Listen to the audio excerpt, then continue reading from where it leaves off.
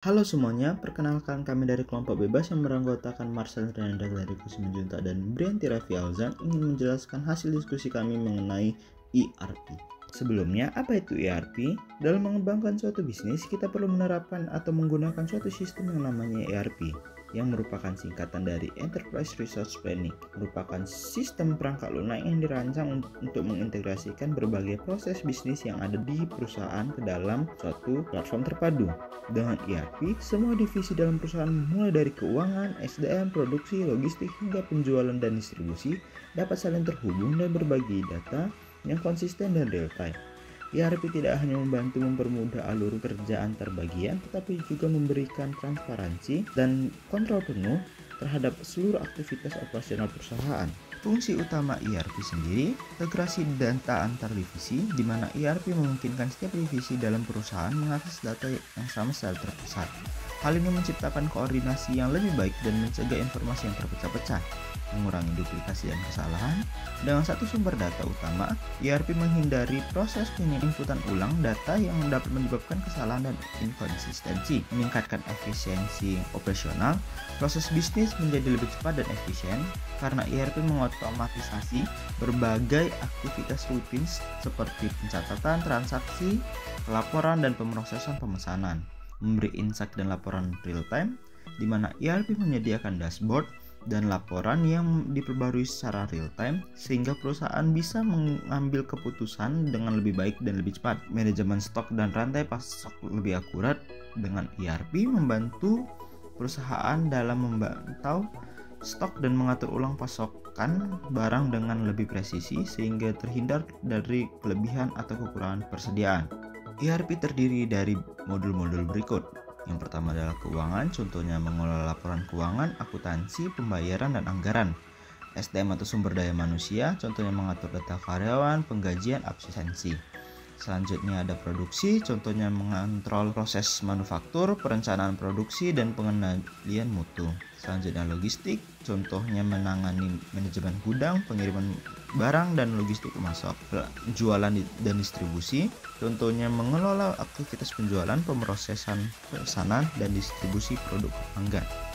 Dari hasil diskusi kami menetapkan 3 contoh ERP yang ingin kami teliti. Yang pertama ada Odoo, selanjutnya ada ERP Next, dan selanjutnya ada Dolibar. Odoo memiliki arsitektur modular dengan ribuan aplikasi yang bisa ditambahkan sesuai dengan kebutuhan perusahaan.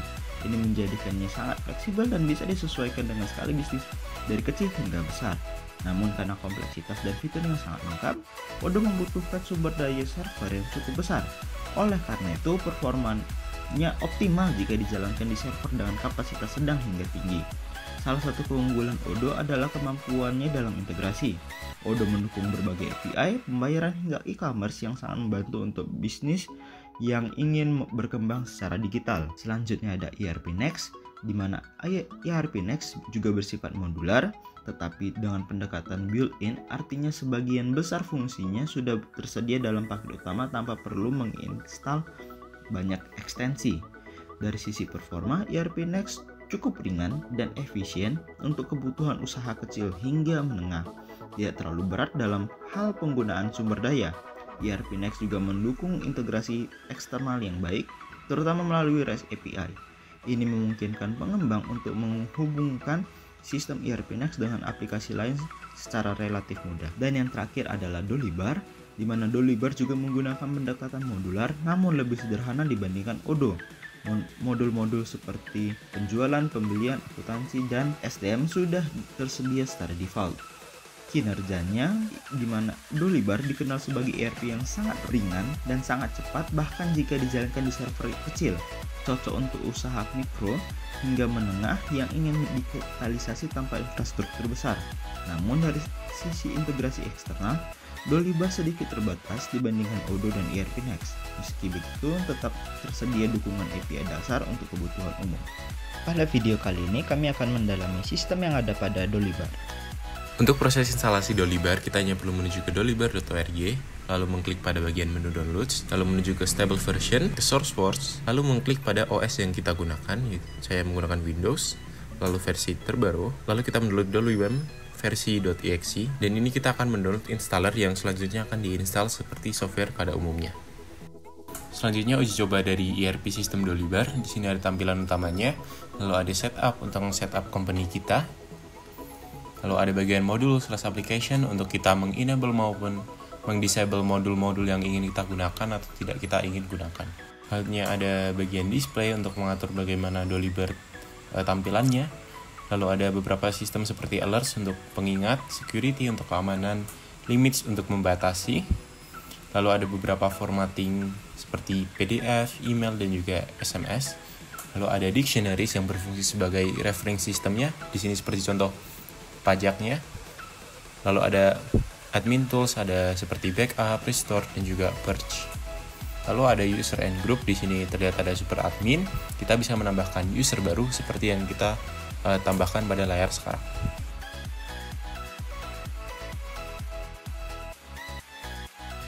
Selanjutnya third parties. Di sini kita bisa mengatur pihak ketiga seperti prospek dan juga customer yang nantinya bakal dipakai untuk produk kita, untuk berhubungan dengan produk maupun dengan commerce maupun billing atau payment. Selanjutnya ada produk. Di sini kita bisa memasukkan produk yang kita inginkan.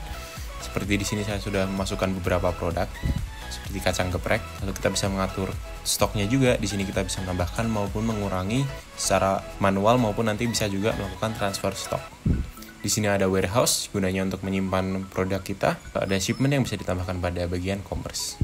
Di commerce ini kita dapat mengajukan proposal, diawali dengan draft. Draft ini bisa kita validasi supaya dia berubah jadi open proposal yang kita bisa sign juga untuk menjadi sign proposal yang membutuhkan billing.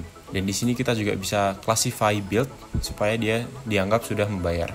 Lalu di sini ada bagian sales order juga yang fungsinya adalah seperti kita menambahkan sebuah pesanan yang diterima.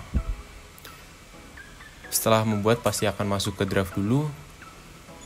Lalu kita memilih produk yang diorder. Kita menambahkan jumlah dan juga harga jualnya. Dari draft sama seperti tadi bisa kita validasi dulu. Setelah divalidasi kita bisa mengenerate sebuah invoice bill ordernya. Dan ini belum masuk shipment. Ini akan masuk ke bagian billing, bagian customer invoice. Dimana kita harus validasi dulu. Dan di sini kita juga bisa masuk untuk merubah statusnya. Di sini kita akan ubah menjadi telah dibayar. Kita perlu memasukkan tanggal dan juga payment amount-nya.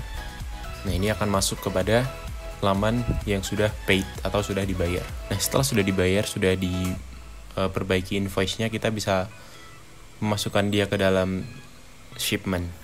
Selanjutnya kita masuk kembali ke bagian produk dan di shipment akan sudah muncul salah satu shipment yang telah kita buat. Dan shipment ini juga bisa divalidasi dan juga sudah dianggap dibayar.